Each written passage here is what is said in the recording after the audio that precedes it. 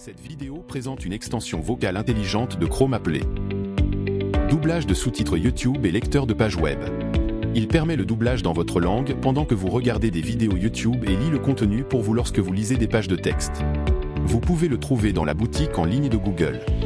Il prend en charge l'installation sur les navigateurs de bureau Chrome et Edge. Et sur les téléphones Android, vous pouvez également l'installer via le navigateur Kiwi. Voici un bref guide sur la façon de l'utiliser. Premièrement, l'installation et la configuration, lorsque vous installez l'extension pour la première fois. Le système vous présentera une page de configuration. La première chose que vous devez choisir ici est la langue et la voix. Par défaut, vous pouvez sélectionner une voix dans votre langue maternelle ou dans plusieurs langues. Après avoir sélectionné The Voice, cliquez sur le bouton Enregistrer sur la page de configuration. Nous expliquerons d'autres paramètres en détail plus tard. Deuxièmement, en utilisant l'extension, revenez à la page YouTube et vous verrez un bouton de contrôle flottant. Cliquez dessus pour développer et effectuer des opérations de lecture. L'extension recherchera les sous-titres dans la langue correspondante et commencera à jouer.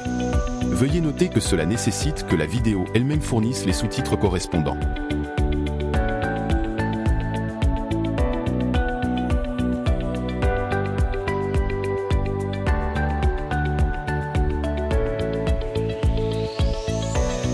Vous pouvez également cliquer sur l'icône d'extension pour lancer la lecture.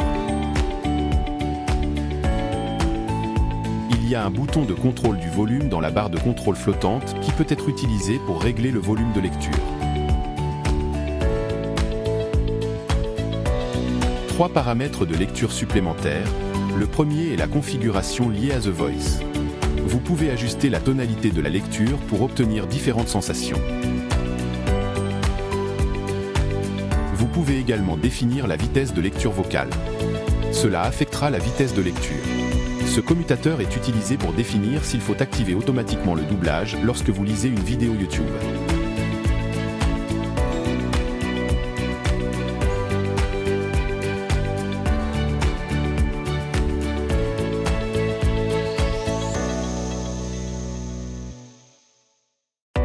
Il y a ici des paramètres concernant la taille du cache vocal. En règle générale, vous n'avez pas besoin de modifier ce paramètre. Sauf si vous rencontrez des vitesses de réseau lentes et si la voix doit souvent attendre. Ou si le texte que vous lisez contient de nombreuses phrases longues. Mais un cache long peut également affecter la synchronisation de l'audio et de la vidéo. Quatrième, sélection de la langue, nous revenons ensuite au menu de sélection vocale. En plus de la langue maternelle, vous pouvez également choisir d'autres langues. Décochez d'abord l'option « Afficher uniquement mes langues ». Vous pourrez alors voir les voix des autres langues. Choisissez une autre voix telle que l'espagnol.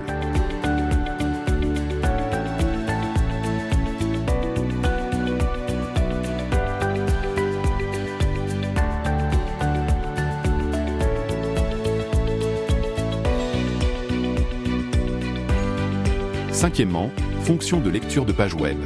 Ouvrez une page de texte, telle qu'une page d'actualité, et cliquez sur Lecture. Le système trouvera l'article sur la page et vous le lira ensuite dans la voix correspondante.